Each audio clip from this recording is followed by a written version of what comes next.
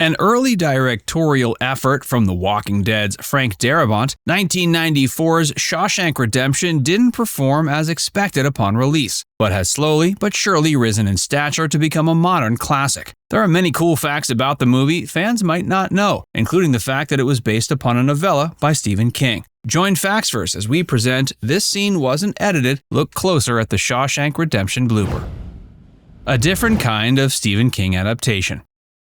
By the time the 90s rolled around, there had already been many Hollywood adaptations of hit horror author Stephen King's novels. From Salem's Lot to Misery, it had been proven his works translated well to the screen. But he wasn't all too happy with a lot of these adaptations. When an up-and-coming filmmaker expressed interest in adapting one of his rare non-horror works, the author took a liking to him. The filmmaker was young Frank Darabont, and he assured Stephen he intended to more accurately translate the author's works to the screen than any filmmaker had done before. Because of this, Stephen sold Frank the rights he wanted for only $1,000. The Stephen King property he was so keen on adapting wasn't a horror story. Instead, he expressed interest in adapting one of Stephen's more slice-of-life works. Stephen had already seen one of those brought to the big screen during the 80s with Rob Reiner's Stand By Me. Of course, the novella Frank was interested in adapting was the one by the name of Rita Hayworth and the Shawshank Redemption. Though the film ended up being a nearly perfect adaptation of the source material, the Rita Hayworth part of the title was dropped before it hit the screens. The reason was Frank didn't want people to think the film was a biopic telling the story of Rita Hayworth.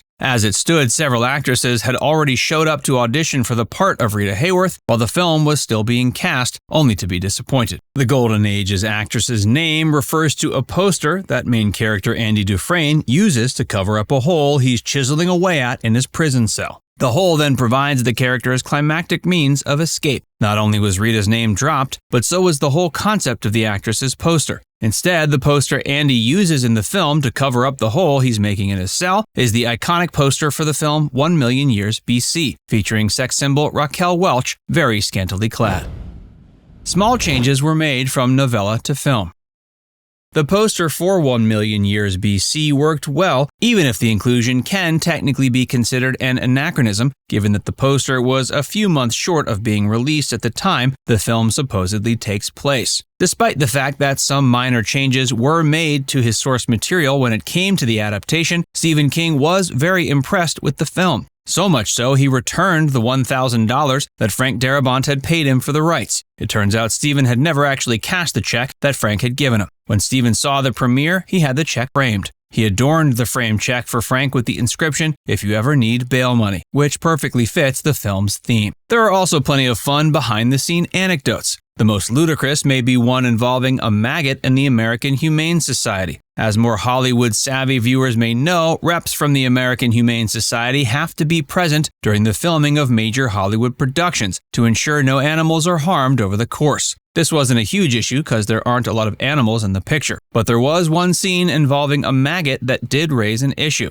Andy finds a maggot in his prison food only for another prisoner to take it and feed it to his pet crow. When it came time to film the scene, Frank and the rest of the cast and crew assumed they were simply going to be able to feed the crow an actual live maggot. However, the representative from the American Humane Society had a problem. According to him, feeding the live maggot to the crow would constitute unnecessary cruelty to the maggot. Because of this, Frank and his crew had to go out of their way to sort through the maggots and find one that had already passed away.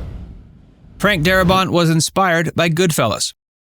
Though the film and the novella upon which it's based is about a convicted murderer, it actually stands as one of the more heartwarming tales from the mind of Stephen King. Even so, Frank took directorial inspiration from a surprisingly sinister work, was Martin Scorsese's GoodFellas. GoodFellas is a dark mob epic that had been a major hit just a few years before The Shawshank Redemption went into production. Frank was fascinated by the way the film depicted the passage of time. Rita Hayworth in The Shawshank Redemption was a story that took place over the course of 2 decades in a prison, and Frank wanted to use the same tricks as Martin Scorsese to bring the film an epic scope. Frank paid particular attention to the way Martin had led actor Ray Liotta to do his voiceovers for the film, and voiceovers became an integral part of Shawshank Redemption. Tim Robbins starred in the lead role of Andy Dufresne. Frank Darabont had originally eyed Tom Hanks for the role, but the actor was too busy filming Forrest Gump. Frank and Tom did get to work together on a subsequent adaptation of a Stephen King novel with The Green Mile. Tim proved a great choice for the character of Andy, although the actor's immense height of 6'5" meant Frank had to take special care to make sure the other actors in the film were pretty tall. Morgan Freeman had never done voiceover before.